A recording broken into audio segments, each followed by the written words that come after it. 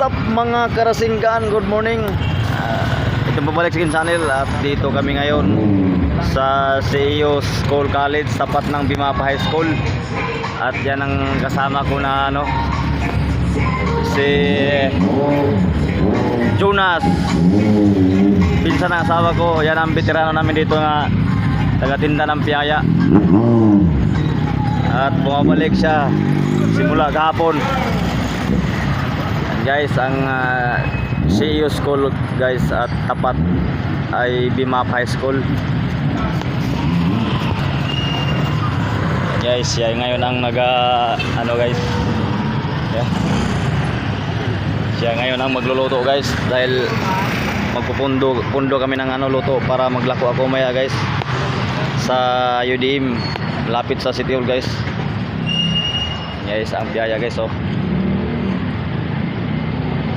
Only 15 pesos lang po guys.